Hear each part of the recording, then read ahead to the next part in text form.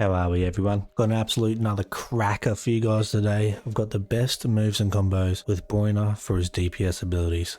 So I'm just going to go right ahead and show you.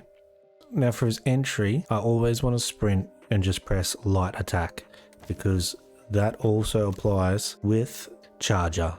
10% physical damage bonus for 3 seconds after sprinting. So literally every entry I want to do this. So I want to sprint. While I'm sprinting, press R1 and I'll do like a axe lunge. And then my favorite moves to continue after axe lunge are lunging axe. Now lunging axe, you want to tap forward and hold heavy attack. Now it's worth knowing, if you're on controller, when it says tap, don't flick. It won't work if you flick. You hold it for half a second, then let go. And this is super powerful, I find, because if you're close enough, it'll hit them on the way up and on the way down with the swing.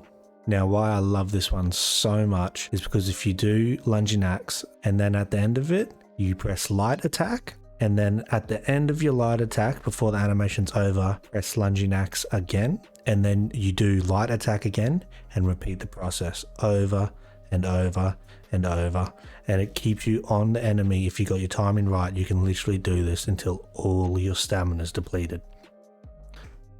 Now, what I like to add to the start of this combo too, or even by itself, is Shield Slam. Now, quickly, I rarely use Shield Slam without Steel Launcher. These two roll off the back of each other, and it's just pretty much the opposite to lunging axe. It's tap backward, heavy swing at the same time. And as you finish Shield Slam, while the animation isn't finished and he's at the end of Shield Slam with the shield behind him, you want to press the exact same input, tap backward, heavy swing, and you'll go into Steel Launcher and you'll launch the enemy away. Now, to even add another combo to the end of this, at the end of Steel Launcher, before the animation's fully finished, just tap light attack. And the game doesn't tell you this, but if you just tap light attack after Steel Launcher, it will do Rising Axe. I find this combination is huge, and it's also good because your Shield Slam can inflict stamina destruction and it can inflict weakened. And then when you follow it with Steel Launcher, it can also shorten active ability cooldowns by 3%. I over abuse these 3 moves into a combination constantly. It is so powerful.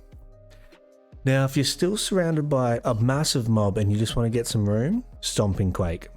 I believe on keyboard this is G, on a controller or a PlayStation controller it's X and square. You just want to press this when you're surrounded by a mob. It flings everyone back. You're near a cliff edge, you can press it and it can fly them off the edge, make it really simple. And it can also have a chance to give you unstoppable and hold damage, which is an elemental damage.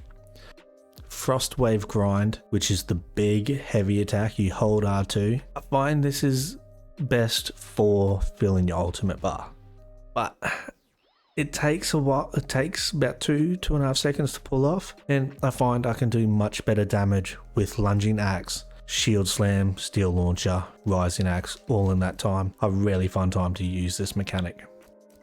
Now, honorable mention of the feats and the hammer. The Grudgebearer, 20% physical damage bonus for 5 seconds after parrying, is quite powerful. And if you are the player that parries a lot, it is very good because in a party, team attack is activated from a parry. So every parry you get, you give your team a choice to attack and you up your physical damage by 20% for 5 seconds. So it can be very powerful, so keep this one in mind.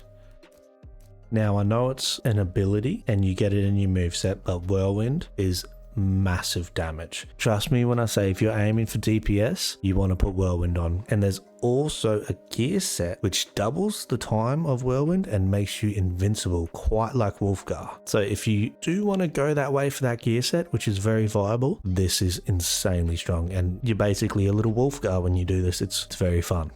Hey guys, if you found this video helpful, make sure to like the video, also subscribe because I'll be dropping my Dritz build later this week, so stay tuned for that, and I'll see you at that one. See you then.